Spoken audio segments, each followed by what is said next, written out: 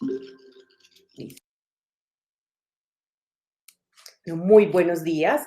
La Facultad de Enfermería de la Universidad de Antioquia les da la bienvenida a la reunión académica de Enfermería RAE.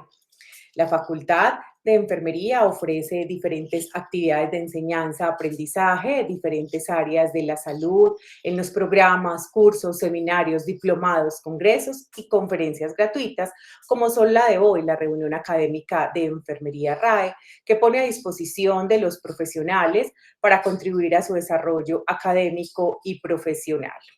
Estas conferencias, como la de hoy, 11 de agosto, se realizan todos los miércoles a las 7 de la mañana y hoy en vivo nos acompaña Carmen Doris Gómez Hurtado. Ella es enfermera de la Universidad de Antioquia, con formación en atención integral en salud a las víctimas de violencias sexuales del Ministerio de Salud de Colombia y formadora en desarrollo de capacidades para la atención psicosocial.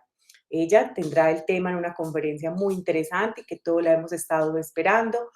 Ruta de atención integral en salud a víctimas de la violencia sexuales. Profesora Doris, muchísimas gracias por acompañarnos el día de hoy y tiene toda nuestra atención. Para las personas que acabaron de llegar, les recordamos que esta conferencia está siendo grabada y posteriormente será difundida por medios universitarios solo con fines académicos. Profesora Carmen Doris, bienvenida y muchísimas gracias nuevamente.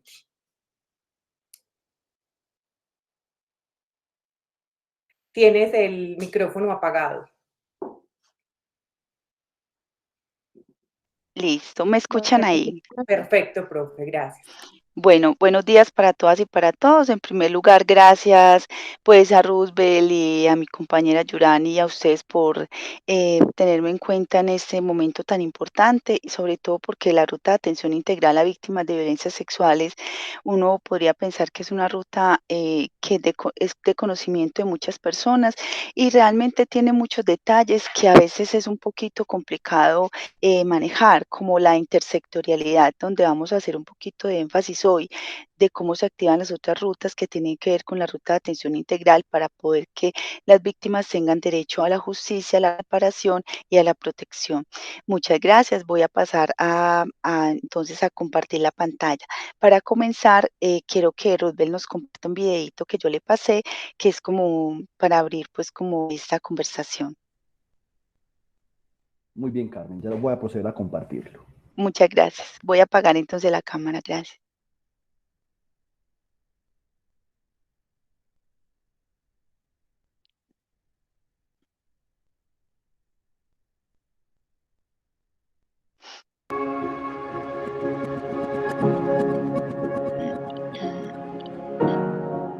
Una de cada 3 mujeres sufre de violencia de pareja. Esto representa más de 800 millones de mujeres en el mundo. Estas mujeres pueden sentirse atrapadas, tener miedo. Muchas veces, estas mujeres tienen una vida restringida. Las que piensan en irse del hogar temen acabar sin dinero o perder a sus hijos. Con el tiempo, su autoconfianza disminuye tanto que una vida sin violencia pasa a ser un recuerdo distante. El maltrato puede causar lesiones y también problemas graves en su salud física y mental. En algunos casos, incluso la muerte.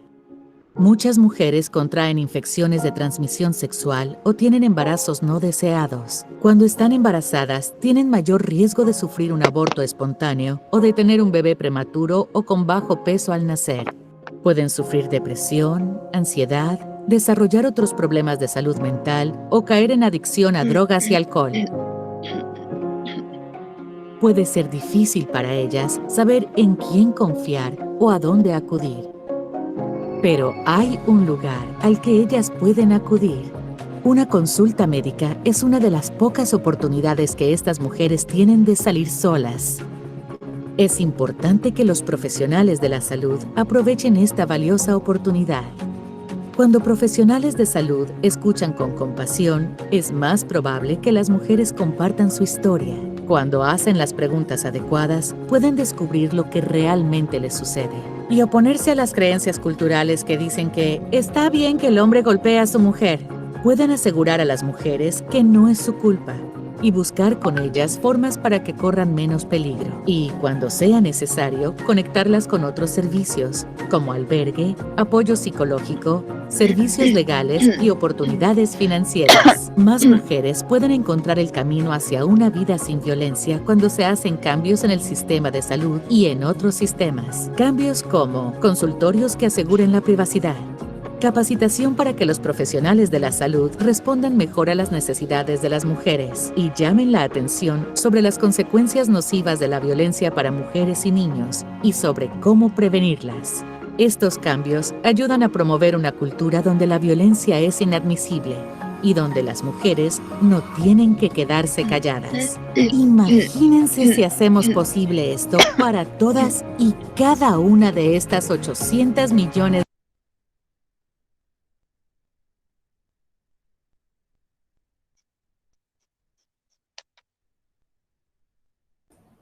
Carmenola, hasta ahí llega Bueno, el video.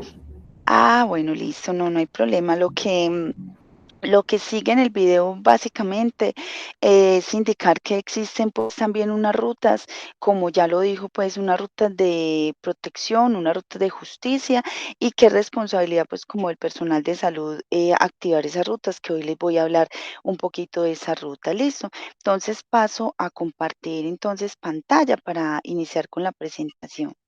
Me dicen por favor cuando la puedan ver.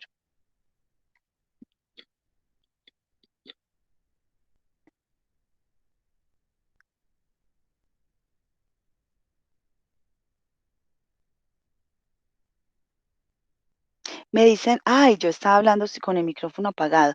Qué pena.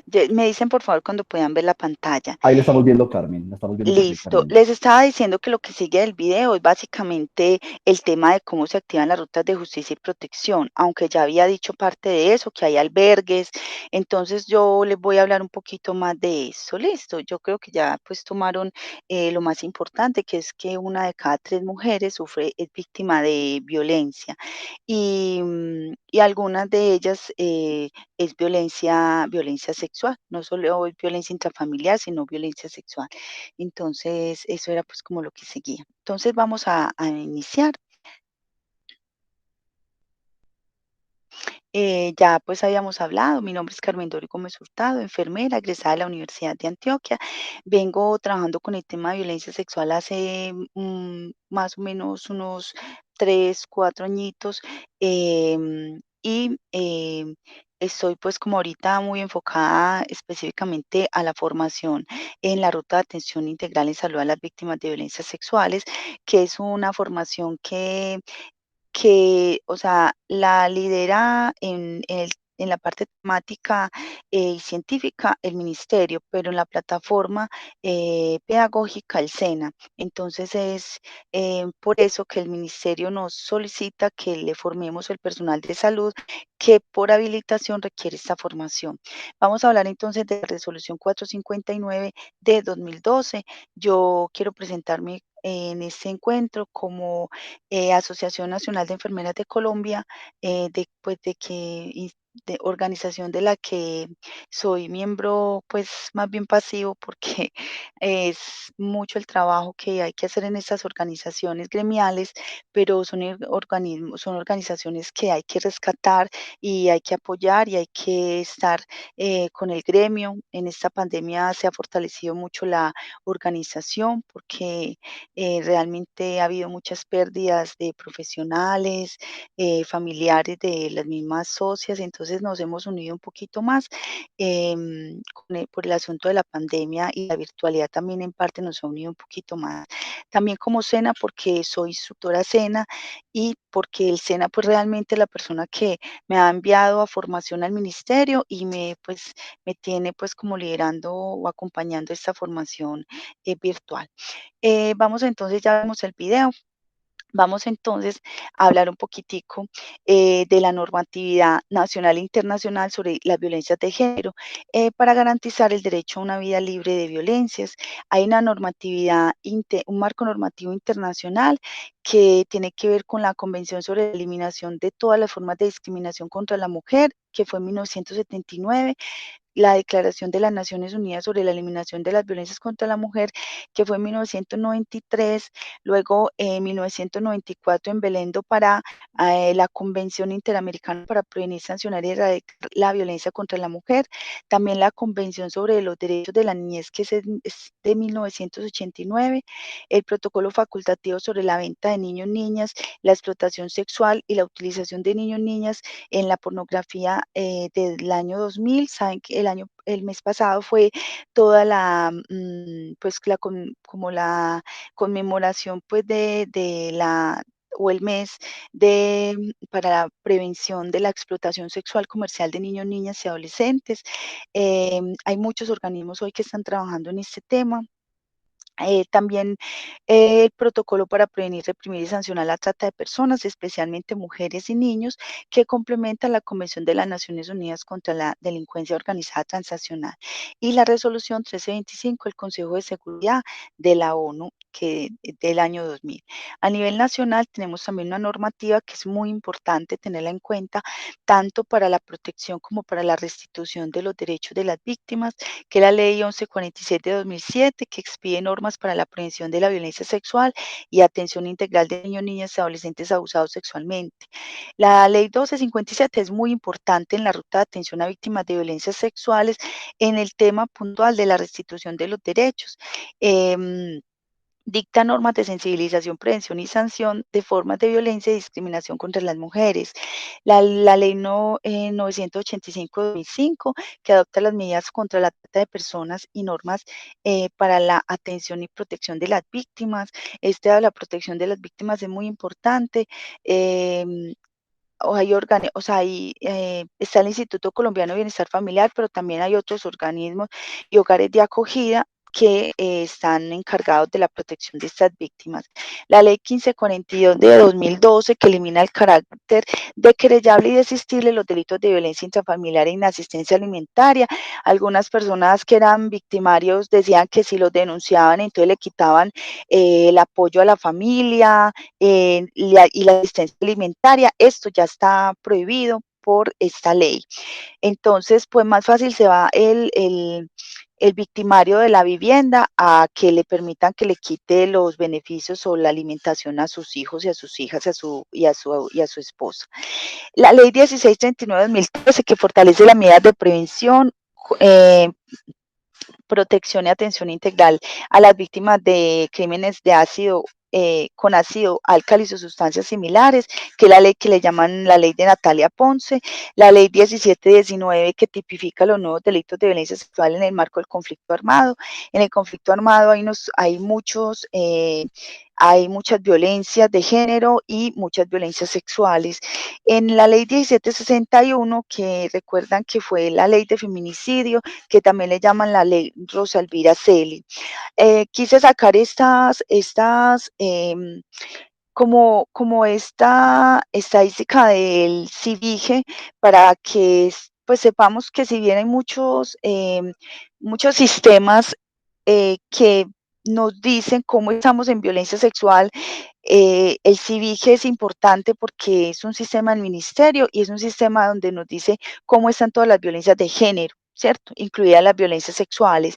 Entonces aquí podemos ver así a grandes rasgos que en el 2019, por ahí tengo otro artículo 2020, en el 2019 siempre las violencias contra las mujeres y las niñas y los niños también es mucho mayor que la violencia contra los hombres. Ahí podemos ver las estadísticas, vemos que el porcentaje de exámenes médico-legales por presunto delito sexual, según la edad y el sexo de las víctimas, fue el 86.1% de 25.695 exámenes que se practicaron, y que el porcentaje de casos de violencia sexual reportados al CIVIGILA, según la edad y el sexo de la víctima, entonces víctimas también en el 82.2% fue entonces en mujeres. Ahí vemos las edades, se habla mucho de que los niños, las niñas y los adolescentes son las mayores víctimas de violencia, pero también podemos ver las edades que estamos de 0 a 4 y tenemos hasta el 13%,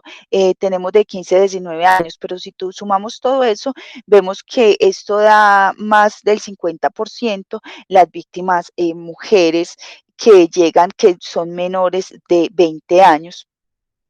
También entonces, en este CIVIGE también nos reportan las violencias de acuerdo con el departamento, de acuerdo con la edad y los meses del año. Entonces aquí hay un comparativo del año 2019 y 2020 aquí a la derecha, donde nos dicen que aumentaron. Eran más altas las violencias reportadas en el año 2019 que en 2020, excepto en febrero. Em, en el Perdón. Bueno, acá podemos ver que podemos también sacar las estadísticas por departamento y también hay una cosa que me llama, pues que llama mucho la atención y es que eh, uno, el género de la víctima, que ya les dije, pues, que era más el femenino. En cuanto a la zona donde ocurren las víctimas, donde ocurren las violencias sexuales, pueden ver que está muy similar la zona rural y la zona urbana, pero en relación con el victimario, sí llama mucho la atención que si hacemos una cuenta sumatoria de lo que es el familiar, el conocido, la expareja, da una suma altísima, ¿sí? Da, quiere decir que las víctimas de violencia sexual la mayoría de las veces conocen a su victimario, ¿cierto? Ya sea porque sea un familiar, que es el 48%, un conocido o una expareja, ¿sí? Y solo sin ninguna relación es el 7.35%. Entonces es importante mirar esto desde acá para reconocer que es en el hogar de las víctimas que están ocurriendo estos sucesos. Es importante, por eso debemos conocer las rutas, las rutas intersectoriales, las rutas de justicia y protección, porque entonces en muchas ocasiones hay que pasar, hay que sacar a esos niños y a esas niñas de esos lugares donde están siendo víctimas de violencias sexuales. Acá podemos ver que también lo podemos sacar por municipio, ¿sí? Viendo que en Medellín ocurrieron 1.687 violencias, en Bello 251, y así van disminuyendo, ¿cierto? Y pasa en todos los municipios de Antioquia. Bueno, vamos a dejar un poquito entonces ahorita la parte estadística, que es muy importante porque esa es la que nos dice a dónde debemos caminar, a dónde debemos brindar educación, cuáles son las poblaciones más vulnerables, a cuáles poblaciones debemos hacer mayor acompañamiento. Vamos a hablar un poquitico de cómo desde el Sistema General de Seguridad Social y en Salud podemos entonces tener un marco importante para acompañar estas violencias. El posicionamiento de las violencias de género como un asunto de salud pública. Entonces, el abordaje integral de las violencias está en el Plan Decenal de Salud Pública 2012-2021. Y en la política, desde 2010 tenemos Política Nacional de Sexualidad, Derechos Sexuales y Reproductivos. También en la Ley 1751 de 2015, que es la Ley Estatutaria de Salud, también la Política Nacional también el modelo de atención integral MAITE y en esas rutas integrales para la atención de esas violencias de género. Entonces las violencias de género que han sido pues como contempladas son las violencias de género que están relacionadas con ataques con agentes químicos, las violencias sexuales y otras formas de violencias de género, las violencias interpersonales, que son las intrafamiliares, escolares y comunitarias, y las violencias en el marco del conflicto armado. Yo le pongo mucha atención a este primer paso, porque de este primer paso depende que la ruta suceda, que la ruta se dé, que la ruta funcione, que nosotros podamos estar con las víctimas. El primer paso es el paso, yo diría que el paso más importante de la ruta, porque es la preparación de la comunidad para acceder a los servicios integrales de salud. O sea que en este paso nos debemos enfocar en todas las acciones de promoción, en todas las acciones de prevención, en todas las acciones de educación, porque podemos ir a los colegios, podemos ir a las comunas, podemos ir a las acciones comunales, podemos ir a las poblaciones indígenas. De este paso nos podemos movilizar. ¿Qué vamos a hacer en este paso?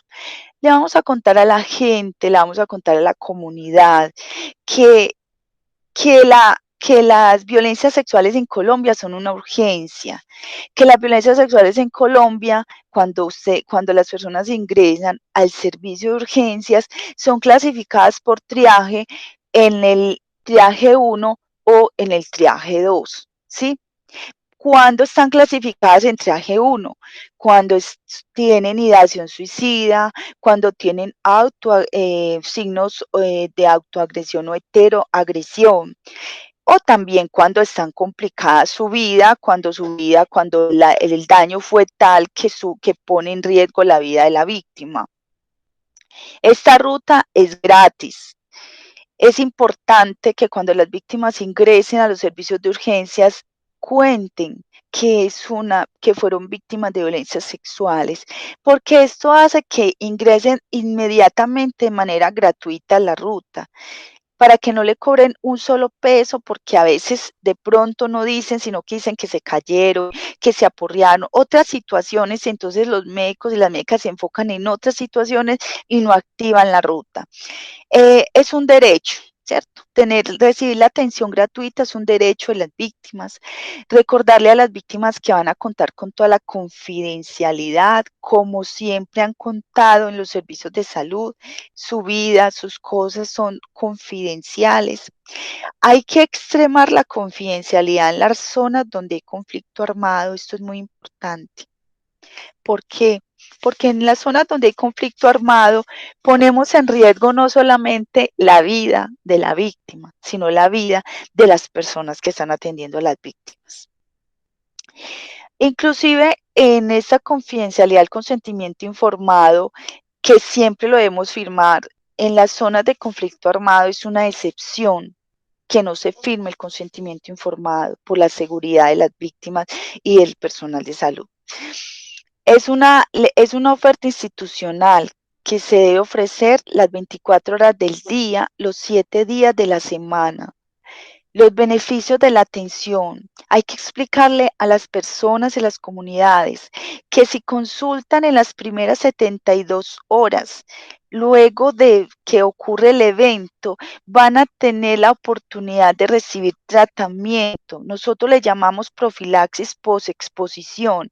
Van a tener la oportunidad de que se le tomen las muestras médicas y las muestras forenses. Van a tener la oportunidad de que si deciden demandar, van a tener elementos probatorios para poder hacer el ejercicio, para poder que se haga justicia con este victimario. Y por eso deben acudir inmediatamente. Algunas víctimas deciden no ir de una vez a los servicios de urgencia, sino que deciden ir a la casa a cambiarse porque se sienten mal, se sienten sucias, se sienten muy contaminadas. Van a su casa, se bañan, se retiran sus prendas, o sea que ahí ya perdemos unas pruebas importantes a las que le debemos hacer como personal de salud cadena de custodia. Eh, Debemos hacer una atención especial a la población vulnerable, a las personas en situación de discapacidad, a las personas de la comunidad, a las personas de la población diversa. Las personas de la población diversa han manifestado en diferentes escenarios que se sienten vulneradas, que sienten que no les creen, que por eso no consultan. ¿Sí? Entonces, hay muchas maneras como nosotros estamos revictimizando y por eso muchas personas no asisten a los servicios de urgencias a consultar. Hay que recuperar esa credibilidad, hay que convencer a la comunidad para que recurra a la atención por urgencias. Bueno, nosotros tenemos entonces nosotros tenemos en la ruta 15 pasos, ¿sí? En los 15 pasos, yo ahorita les voy a hablar del paso 2, pero quiero de una vez hablarles de los 15 pasos. Hasta el día de hoy, la ruta tiene 15 pasos en este orden como se los voy a decir. Yo les voy a explicar cada uno cómo funciona. Pero en este momento hay un documento en el ministerio que no ha sido firmado, donde va a cambiar la ruta, donde van a cambiar los pasos y donde va a cambiar el triaje. todavía no está firmado, pero ahí vienen unos cambios para esta ruta. En el paso 1 estamos hablando de la preparación de la comunidad. En el paso 2 es la verificación y el mantenimiento de las condiciones necesarias para brindar una atención integral a las víctimas de violencias sexuales del sector salud, porque también tenemos sector justicia y tenemos sector protección. Vamos a mirar entonces, si hay mucho ruido, por favor me lo hacen saber, porque estoy muy cerquita a donde están produciendo mucho ruido en mi casa en este momento. ¿Qué vamos a hacer? Enseguida les voy a decir cómo vamos a trabajar el paso 2. El paso 3 es la recepción inmediata de la víctima de violencia de violencia sexual a los servicios de salud. Ya entonces, para hacer la recepción, en la formación que tenemos que se debe hacer la recepción, que cómo se reciben las víctimas, ¿cierto? Debemos recibir las víctimas, debemos proteger a las víctimas, debemos determinar si las víctimas en este momento están corriendo algún riesgo, porque en este momento, denme un segundo, por favor.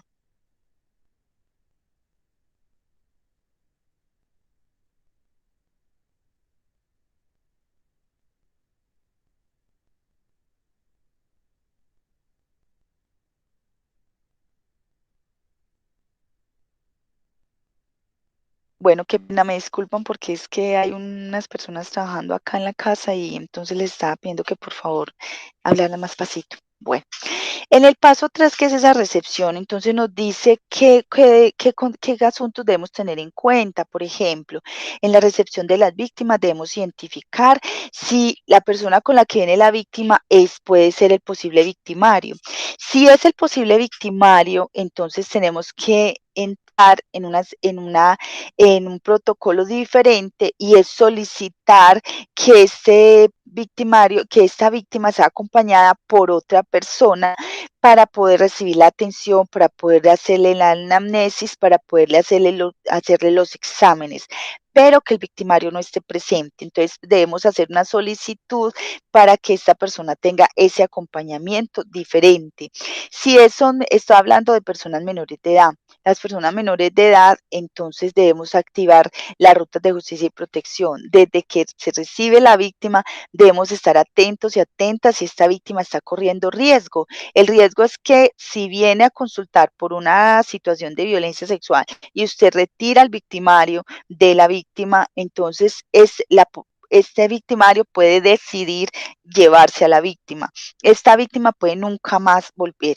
Por eso dicen que la atención por urgencias y la atención de la víctima puede ser la única oportunidad que tengamos de ver a la víctima, porque estas víctimas pueden desaparecer, pueden llevárselas y pueden llevarlas y cometer actos pues delictivos, o sea, peor de lo que está, y la pueden matar. Entonces, en la recepción debemos tomar unas medidas de precaución. Por eso les voy a explicar bien el segundo paso, qué condiciones debe tener. En el paso 4 es realizar una completa valoración clínica de la víctima. Esta valoración incluye una valoración física y una valoración mental. Los médicos y las médicas tienen una formación donde deben buscar si hay indicios, si hay signos de violencia física, de violencia sexual. Han sido formados para eso. Igual, si se inicia un proceso, penal, probablemente esta víctima deba ser, y ese es un asunto que se habla de una revictimización, porque debe ser valorada nuevamente por un médico de medicina legal. Entonces, este asunto es muy importante y muchas veces por eso la gente dice, no, mejor no voy de una vez a salud, sino que me voy de una vez por justicia. O sea, me voy y consulto en la inspección, voy y pongo la denuncia en fiscalía, en el CAIVAS, porque prefieren de una vez que les hagan sus exámenes. El tema es que, por ejemplo, si dan de una para el CAIVAS sí le va a activar toda la ruta de justicia, pero la ruta de salud se va a retrasar, que son todos los medicamentos, exámenes, muestras, para poder iniciar la profilaxis post-exposición. En el paso 5, entonces se van a tomar todas las pruebas diagnósticas necesarias para explorar el estado de la salud de las víctimas, y en esa valoración inicial, ¿qué muestras? Muestras para VIH, muestras para sífilis, muestras para hepatitis B, ¿sí? También buscan alcoholemia o sustancias psicoactivas porque la víctima pudo haber estado bajo efectos de sustancias psicoactivas. Ahorita vamos a ver un poquito el marco normativo. En las violencias sexuales se utiliza mucho la asimetría de poder y poner a la persona en condición de como de menor capacidad para tomar decisiones. Uno puede ser porque es una persona mayor, pero hay otras personas que les dan sustancias para poder que no se defiendan. En el paso 6 y por eso se hacen estas pruebas, también se hacen las pruebas forenses, ¿cierto? ¿Cuáles son las pruebas forenses? Entonces hay que tomarle exámenes de las heridas, de las uñas, si alcanzó a defenderse, para tomar y pruebas de sangre, por si hay sangre del victimario o la victimaria en su ropa o en su piel o en alguna parte, o hay semen, pues por lo menos definir el ADN y separar el ADN de la víctima con el ADN del victimario. Entonces es importante tener en cuenta que esas pruebas que se toman son las pruebas clínicas, pero también se toman las pruebas forenses. Estas pruebas forenses es a las que les deben hacer la custodia para poder que sean llevadas a medicina legal y puedan ser parte del proceso de demanda o denuncia que la víctima inicie. En el paso 6 hay que asegurar la profilaxis para las ITS, ¿cierto? Entonces aquí es donde es muy importante que ingresen las primeras 72 horas, porque digamos le hacen en el paso 5 la prueba de embarazo. Entonces si están las primeras 72 horas, le van a poner la carga hormonal, ¿cierto? O la dosis de emergencia, ¿sí? Si están las primeras 2 horas. Pero si no están las primeras 2 horas, y está entre entre las 72 horas y las 120 horas, o sea, de 3 a 5 días, le van a poder poner el DIU. Pero si no llega tampoco al quinto día, no le van a poner ni la profilaxis, no le van a hacer las pruebas y no le van a poder eh, prevenir estas infecciones, sobre todo el VIH, ¿cierto? Y tampoco la van a poder prevenir ese embarazo. Entonces es muy importante por esto hacer consciente a la comunidad de que estas víctimas hay que llevarlas primero a los servicios de salud, porque salud está recibiendo la capacitación, el personal de salud está siendo capacitado para que activen la ruta de justicia y protección, que ya les voy a indicar qué es. En el paso 7 hay que asegurar la profilaxis para el VIH y en el 8 asegurar la anticoncepción de emergencia.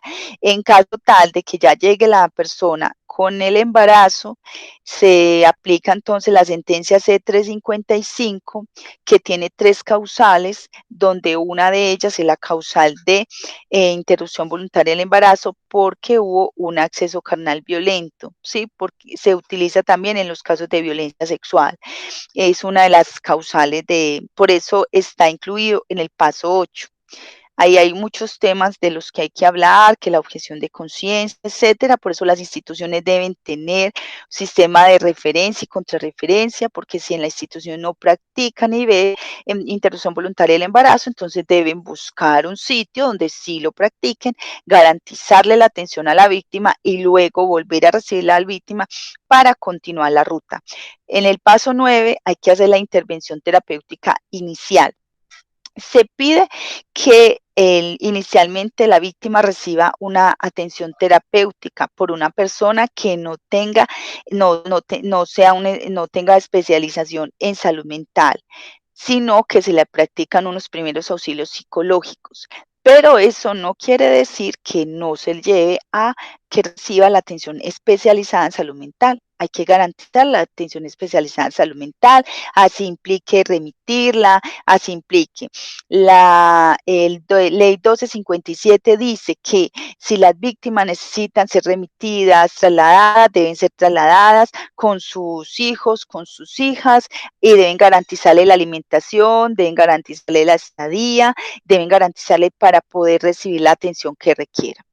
En el paso 10 hay que planear seguimientos clínicos requeridos. Los seguimientos se hacen a las 6 semanas, a los 3 meses y a los 6 meses, ¿sí? Donde se repiten prueba de VIH, prueba de embarazo, se mira entonces ya si tiene hepatitis C, bueno, entonces se hacen otros seguimientos durante 6 meses y de ahí para allá los que necesite, porque por ejemplo las intervenciones en salud mental puede que se demoren mucho más.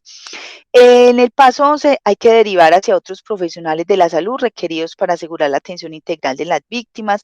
Entonces puede que llegue a un hospital donde sí le tenga todo, digamos, llegue a un sitio de Metrosalud y puede que le hagan todo, le atiendan súper bien, le den toda la profilaxis post-exposición, hagan todo eso.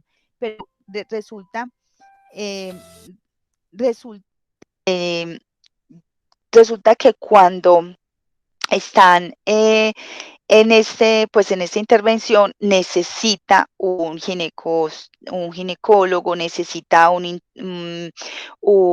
cirujano, entonces hay que derivar hacia esos profesionales en el paso 11. En el paso 14, realizar los seguimientos rutinarios que requiera una víctima de violencia sexual atendida por el sector salud.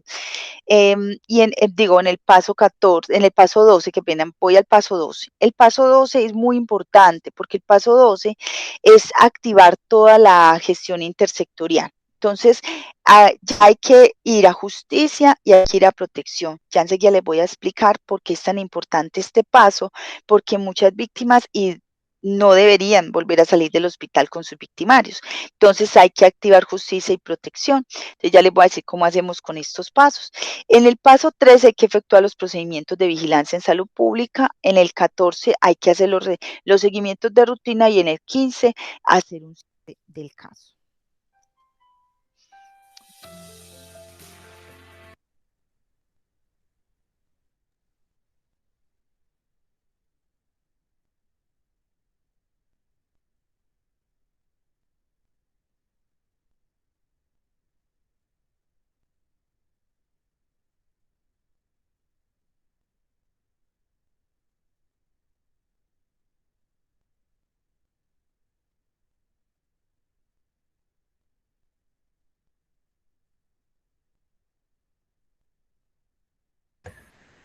Carmen, hola. Se te fue el sonido, apagaste el micrófono.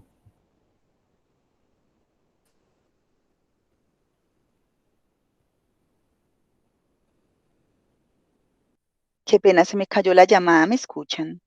Sí, perfectamente, Qué Carmen. pena, qué vergüenza, es que entró No, una bien llamada y pueda, me sacaron. bien Listo, pueda. vamos a hablar del paso 2. El paso 2, ¿por qué? Porque entonces ahora miramos que para poder cumplir con esos 15 pasos, las instituciones de salud tienen que hacer una preparación, ¿cierto?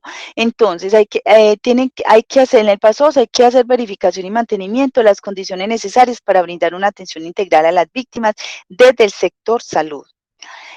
¿Cómo se preparan las instituciones? Se preparan, hay que formar un grupo interdisciplinario con médico, enfermeras, psicólogos, ¿cierto? Para poder atender a las víctimas, pues como con todo lo que se requiere.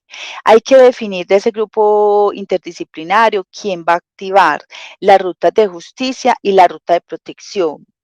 Hay que capacitarse. Las instituciones deben llevar a que el personal de salud que va a atender las víctimas reciba la capacitación de acuerdo con el modelo y el protocolo, que se certifiquen y que hagan, pues, que construyan un flujograma de cómo va a ser, así como hacemos el flujograma de cómo está el flujograma de código rojo, hacer un flujograma para la atención de estas víctimas. Hay que hacer entonces capacitación al interior de la entidad para tenerlos actualizados, para evitar la revictimización, para definir con claridad qué hacen cuando lleguen las víctimas de violencias sexuales. Hay que tener los insumos y la dotación, o sea, el kit de profilaxis post-exposición, deben tenerlos activos, deben conocer cómo van a activar los procesos intersectoriales, cómo van a activar justicia, cómo van a activar protección y deben también tener lo que les decía ahorita, cómo hacer el sistema de referencia y contrarreferencia y cómo van a trabajar con las redes y los comités que hay en la región. Hay que evitar la revictimización. Si se hace todo esto, si todo el personal está capacitado, si todo el personal habla en el mismo idioma, se organiza, con toda seguridad que se va a evitar la revictimización. Hay unas obligaciones normativas del sector salud frente a las víctimas de violencias de género y está que estos servicios por resolución, pues los servicios de urgencias, hospitalización y consulta externa deben tener un programa de atención en salud para víctimas de violencias sexuales que incluya como mínimo un proceso institucional que oriente la atención en salud de las víctimas y su valoración según la resolución de la que estamos hablando, que tenga conformar un equipo institucional para la gestión programática del modelo y el protocolo de la atención integral en salud a las víctimas de violencias sexuales. Deben tener el certificado de formación y deben tener los servicios de urgencias. En los servicios de urgencias deben tener el kit de profilaxis post-exposición. En ese kit deben tener pruebas de diferente tecnología para VIH, para embarazo, deben tener los medicamentos para la profilaxis. También hay que, pues las instituciones deben saber que es obligación prestar el servicio de interrupción voluntaria del embarazo y que si no tienen en el marco de la sentencia, que este es uno de las causales de la sentencia, la violencia sexual, y si no tienen este servicio, deben entonces tener todo el sistema de referencia y contrarreferencia para que no coloquen barreras en la atención a las víctimas.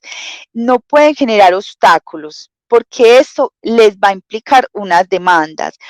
En la circular 31 de 2014 dice que que deben tener profilaxis contra hepatitis B, para cumplir con el paso 6 de la ruta, y que en la circular 016 de 2014 incluye diferentes grupos bueno, o sea, esta ruta es gratuita, por eso es muy importante que les digan a los pacientes, a las comunidades, que ingresen y que activen la ruta desde el ingreso para que desde que lleguen eviten esa barrera que son esos pagos, porque no hay que pagar. Y frente a las niñas, niños y adolescentes víctimas de violencia sexual, hay que garantizar la disponibilidad de los elementos necesarios para la toma de las muestras y evidencias.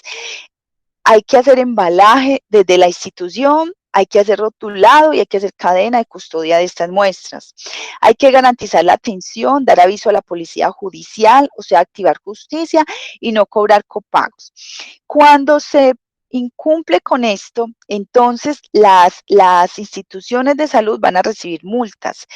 Cuando nieguen la atención inmediata como una urgencia médica, cuando no se tome de manera oportuna y adecuada las evidencias, cuando se niegue la profilaxis para VIH y ITS y cuando no den aviso inmediato a la policía judicial, que sería justicia, y al Instituto Colombiano de Bienestar Familiar, que sería protección.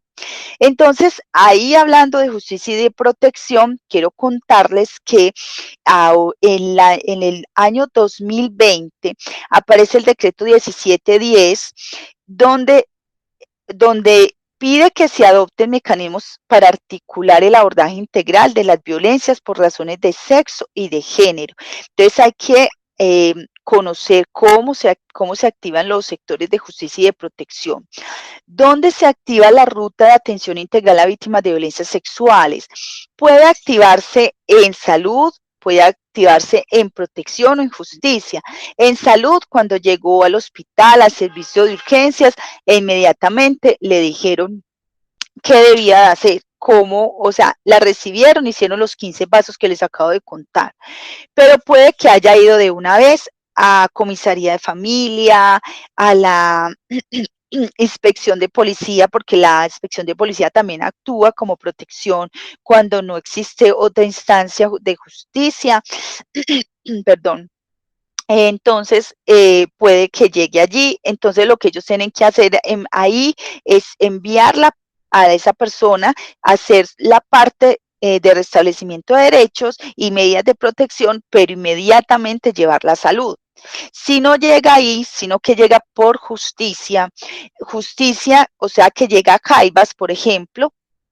Entonces, justicia lo que tiene que hacer es garantizar. Ellos garantizan la verdad, la justicia, la reparación y la no repetición, pero deben enviarlo para que le hagan los exámenes médicos, los exámenes forenses. Entonces, mire que si bien estas son los tres sectores donde va a recibir atención la víctima, entonces tenemos que estar articulados. Por eso, en este decreto 1710 de 2020 nos habla de del mecanismo articulador para el abordaje de esas violencias de género. Es muy importante activar los sectores de justicia y de protección, y en la ruta a quienes hacen la formación se les explica muy bien el paso 12 para que sepan cómo se activa justicia y cómo se activa protección. Listo. Denme un segundo que ese muchacho no quiere pasar. Bueno, vamos, espérenme que se me pasó 2 veces. En el Código Penal colombiano, entonces, se habla de las violencias sexuales. Una es la violación o asalto sexual. Nos puede llegar una víctima con esta condición. Dice que la violación o asalto sexual es entonces es un acceso carnal violento, es cuando una persona es accedida por boca, por vagina o por ano con el pene, con un objeto o con cualquier parte del cuerpo. Un acto sexual abusivo, entonces, en los actos sexuales abusivos pueden ser los tocamientos, por ejemplo. La explotación sexual también hace parte de las violencias sexuales. La trata de personas con fines de explotación sexual también hace parte de este marco de violencias. Y la violencia sexual en el marco del conflicto armado, que es muy común. Entonces, acá les tengo unos casitos. Yo no sé cómo estamos de tiempo, son las y 48. Yo les tengo unos casitos. Carmen, hola, Sí. sí, nos queda 5 minuticos solamente. Listo. Entonces, esta persona, yo se lo cuento, es una mujer que sale de su trabajo y pasa por un lugar de esos que nadie quiere pasar, ni por la noche, y obviamente es abordada por cuatro hombres y es accedida, como dice acá, es penetrada por vagina, por ano, tocada, y esa mujer, eso es un acceso carnal violento, con persona puesta en incapacidad de resistir. ¿Por qué? Porque es que la cogieron 4 personas. ¿Cómo va a resistir esa persona? ¿Cómo se va a defender? Hay otro casito, que es que ya me está poniendo problema el internet, ya se puso nervioso el internet también. Deme un segundo, yo le doy salir.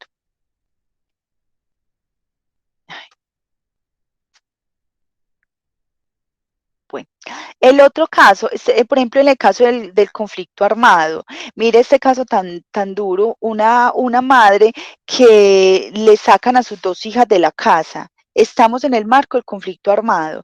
Ella, y a partir del día que se llevan las hijas, empiezan a mandarle fotografías con ellas, mostrándole cómo las niñas son abusadas, ¿cierto? A partir de él, recibió notas y fotos de sus hijas en actividades domésticas, sexuales para la guerrilla, haciéndole saber que ese es el castigo porque esa señora le lavó la ropa a militares. Entonces, esas son las cosas que pasan en el marco del conflicto armado y son violencias sexuales.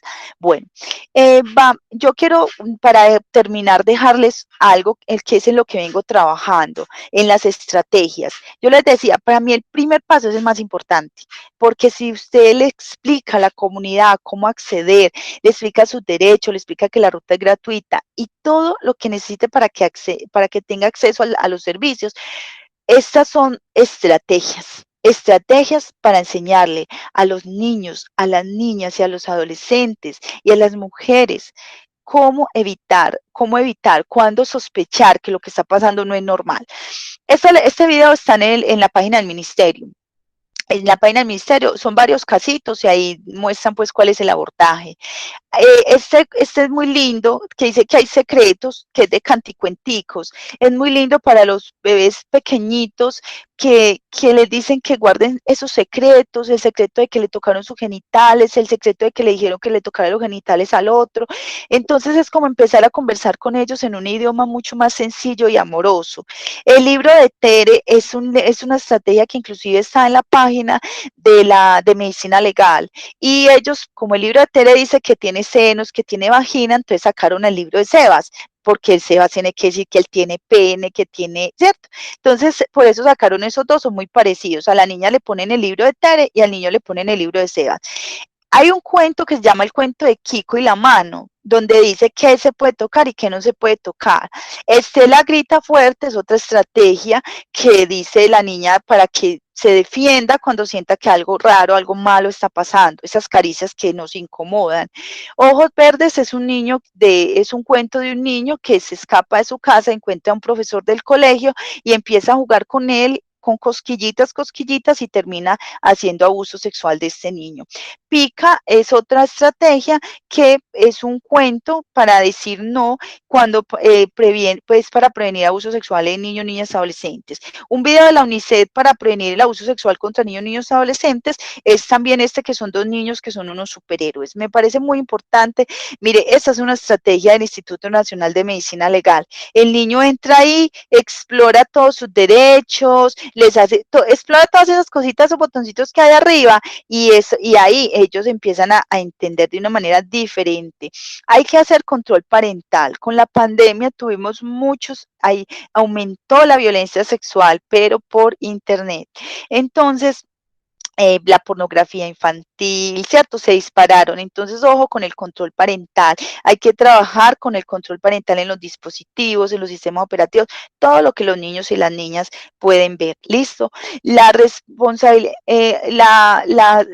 el sector justicia dice que tenemos la responsabilidad de denunciar, que si no vamos a denunciar, hay que poner en conocimiento de las autoridades. Estas son unas maneras, unos lugares donde podemos denunciar, ahí se los anoté.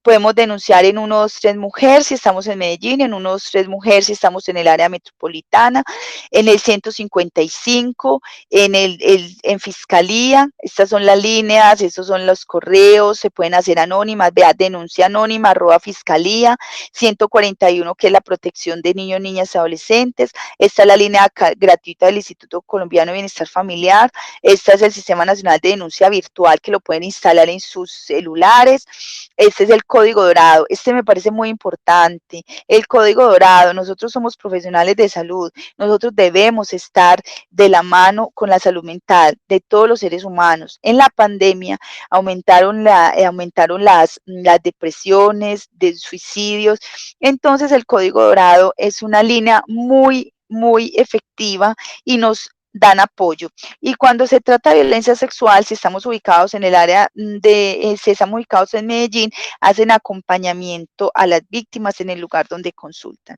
Es importante que tengamos en cuenta estos números porque tenemos que denunciar y poner en conocimiento.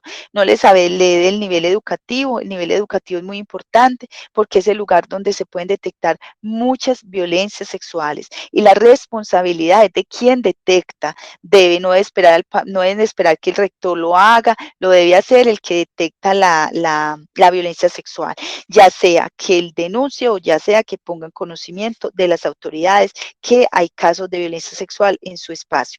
Por eso en los colegios, en las escuelas, en los centros centros educativos deben tener una ruta de acompañamiento a las víctimas de violencia sexual con estos sitios, con estos apoyos para que acompañen a esas víctimas que no saben qué hacer con esa problemática tan complicada.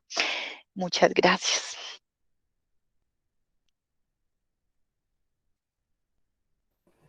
Carmen, a usted muchas gracias por compartirnos tus conocimientos, un tema muy interesante. Podríamos quedarnos hablando largamente, ¿cierto?, de este tema de tanta importancia para los enfermeros, profesionales y personal de enfermería en general y personal de la salud.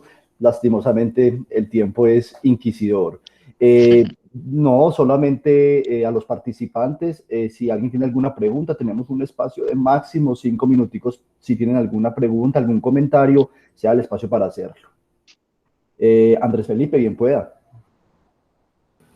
Buenos días, para ver si nos puede regalar por favor el link del video. Ah, sí, Andrés, tranquilo, queda publicado en la página de la Facultad de Enfermería. Por YouTube accedes a la página de Facultad de Enfermería Universidad de Antioquia y ahí lo verás publicado a partir del mediodía más o menos de hoy. Ahí queda publicado.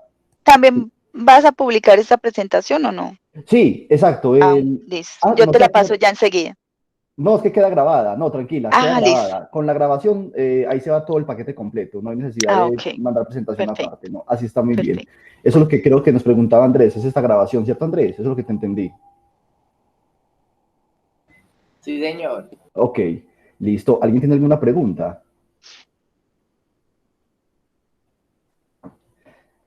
Bueno, Carmen, de pronto mientras alguien se anima, yo tengo como una pregunta. Sí. Carmen, ¿hay alguna variación en la ruta cuando se trata de violencia para género masculino o es igual?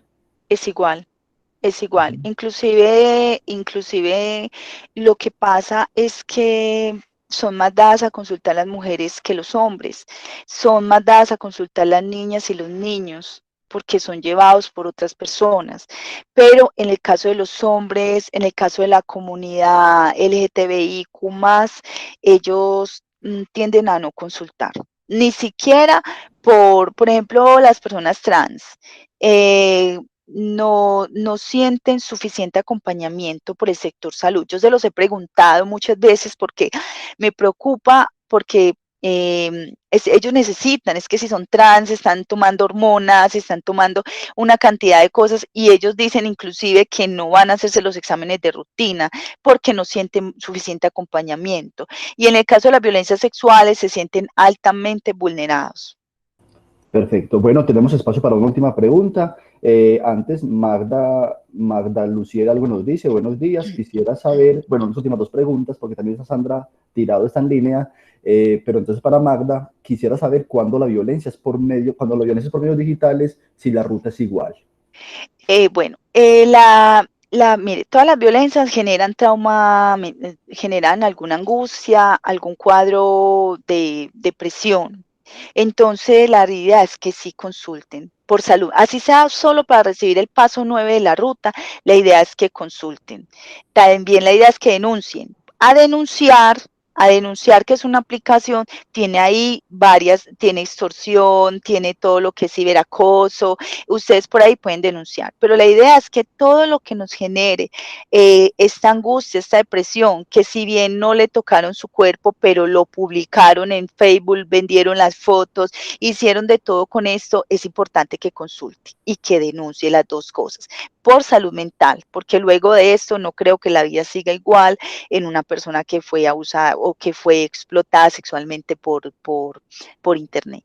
Muy bien, bueno, y la última pregunta, o la última intervención, Sandra Patricia Tirado. Bien, pues, y terminamos con esta intervención ya, respuesta de Carmen. Muchas gracias, buenos días. Buenos días. Me gustaría saber, Carmen, usted que está tan enfocada con el tema, para hacer, por ejemplo, el curso de violencia sexual, que lo exigen tanto por todas las instituciones, uno lo busca, por ejemplo, en Sofía y no lo encuentra. Creo que es con la aplicación, pues, que cuando se oferta el curso, algo así. Yo recuerdo, pues yo tengo el curso y yo lo hice, pero cuando yo lo hice, recién salido, creo que como en el 2017 o 2016, tenía apenas 12 pasos. Entonces, sí me gustaría, como a mí me preguntan mucho de diferentes partes que cómo hacen para hacer el curso de violencia sexual. Bueno, como esto es una solicitud del Ministerio de Salud, el SENA tiene una bolsa corporativa. La bolsa normalmente se ha manejado en Bogotá. Entonces, cuando las instituciones necesitan la formación, hacen la solicitud directamente a los coordinadores, ¿cierto? Pero en este momento tenemos la bolsa en Antioquia. Antioquia tiene en este momento bolsa propia. ¿Qué hacen? Le escriben a la doctora Nora Luz Salazar Marulanda o le escriben a Yurani y Maricel y le cuentan que tienen que la institución necesita. Yo diría que es bueno con la doctora, porque la doctora, o sea, Yurani, porque ella es la que maneja convenios, pero también la doctora para que ella sepa las necesidades de las instituciones. Y obviamente las instituciones de salud están priorizadas en esta atención. Lo que hay es que pues somos pocos los que estamos formando en este tema, entonces hay muchas personas en espera, pero la idea es que sí, el SENA es totalmente gratis y lo que se espera es que se escriban rápido porque esto solo es hasta diciembre y hay que esperar ya el otro año que vuelvan a darnos la bolsa. Bueno, a todos los Muchas participantes, a gracias. usted, Carmen Doris, a todos por la participación, muchas gracias. A partir de este momento dejamos de grabar y bueno, los esperamos en próximas sesiones de nuestra RAE cada 8 días. A todos que estén muy bien. Feliz día. Bueno, feliz día, hasta luego.